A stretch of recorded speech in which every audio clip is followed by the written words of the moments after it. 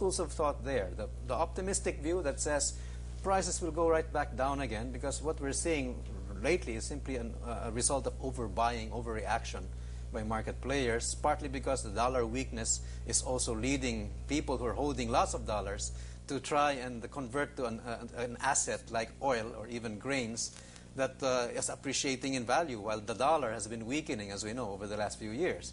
And speculation and things like that. So it's the speculation. That's right. So this is really an artificial force, they say. And there should be a self-correction according to this argument, because the global economic slowdown now is precisely slowing the demand for oil and will pull prices back down. The other view, however, states that, well, if you look at the fundamental supply and demand situation, the rising supplies are not able to cope up with the dramatically surging demands, especially coming from the giant and rapidly growing economies of China and India. So if you look at that, then indeed the supply-demand balance will still tell you that the prices will have to be higher, much higher than what they were before. So that's the prognosis is higher prices are here to stay. And where are you in this? It's that latter argument that in fact seems to be the more prudent one to take. And in fact, there are more, the more widely held view precisely is this pessimistic view. It's better to be prudent rather than complacent in this, even though we're seeing this oil prices drop somewhat right now. It's very, very volatile. Any upheaval in the Middle East, for example, can make it shoot up to 200 overnight. So it's better to actually be more prudent here. Okay, so just keep our belts tightened. That's right. Now, and so that's the oil price. In our next, the next frame talks about food prices, and here I look to the UN Food and Agriculture Organization for their prognosis. And again, they expect softening prices, mainly because the higher prices have actually stimulated more production. And therefore, in the coming harvest, we expect that this coming additional supplies will pull down prices. And you were mentioning that you've seen this. For example, our farmers are happier because they're earning more. That's exactly the case. I was talking to a couple of farmer leaders not too long ago, and they were saying, yes, they're very happy. Farm prices have gone up. They're producing more as a result, and obviously that will result in a boost in agricultural production in the next harvest season.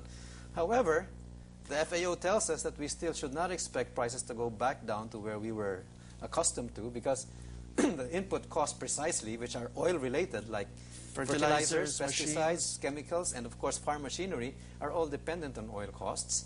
And then the exporting countries, the food exporting countries, are increasingly using it for their own needs, and therefore exporting less. And of course, those of us who have to import are also having to import more, because again, our growing populations and growing incomes is leading to higher demands as well. So all of that put together leads to a price situation that will not bring us back down to levels we had been used to. And moving on, well, if we get now to the outlook, what will be the domestic drivers? What were the things that might actually boost our economy? Well, we go back to good old reliable overseas remittances, which had grown by about 31% according to our data. And of course that fuels consumption spending, and to some extent now investment spending as well in housing. And so that's a booster. A second one would be, again, as I said, agricultural supply, because the agricultural supply response to the higher prices will automatically lead to higher production next season. And our agricultural sector will grow. And the third is the first good news we were talking about at the outset, which is rebounding private domestic investments. Because in fact, there had been a lot of announcements of massive capital expenditures programmed by a lot of the listed companies this year. So all of this is providing the positive outlook, at least on the side on the economy for the rest of the year. Now, on the flip side, and the domestic drags, if we can go to the next frame, is the rapid inflation, which of course also slows consumption spending, so that will counteract the remittance effect. Weaker tax revenues, which is therefore slowing down government spending. Rising interest rates, which is necessary when you have rapidly rising prices, and the Bangko Central's natural reaction is to tighten money supply, which means higher interest rates, which dampens investment because the cost of money is higher. It also dampens consumption, because for consumption of cars and durable appliances, all of a sudden your payment plans get much more expensive. Installment terms are heavier when the interest rates are high. And of course, the record oil prices, which has led to higher production and transport costs across the board. And, you know, I think all of us are feeling this. Our consumption patterns seem to be changing. Everyone riding on the MRT. And everybody's going to the MRT, carpooling more, and in fact, foregoing a lot of things like recreational expenses and so on. So all of that is really hitting on us. And if we go on to your next so, part here. Finally, if we look at the outlook, what really ought to be done? Agriculture and tourism are the two sectors I really bank on to provide us that needed boost. And why? I pointed out earlier how our unemployment problem is one that is young people and relatively undereducated. It's not the call centers and the BPOs that will employ those people who are not, in fact, qualified for that kind of jobs. But agriculture and tourism, the jobs they're in don't really need that much training, and that's why they are the hope. But the problem is really a policy environment that still sort of gets in the way. Like, we need to get a greater empowerment of local governments to take charge of agriculture and not, you know, not wait for Manila to tell them what to do. The argument is let the Department of Agriculture do the steering, but not the rowing. Let the LGUs do the rowing. And the other part of it, of course, is in tourism. It's a policy environment where we are keeping our skies too closed and therefore restricting the amount of passenger traffic that can come in. At the Inquirer, you had a very interesting point about that. You were saying that if you don't have open skies, that makes it much more expensive to come to the Philippines in the first place. Precisely. The lack of supply raises prices, so it's in fact more expensive for an Indian or Chinese tourist, and there's lots of them right now because of their rapidly growing economies. It's more expensive for them to fly to Manila than to Bali or to Jakarta or Kuala Lumpur or Bangkok.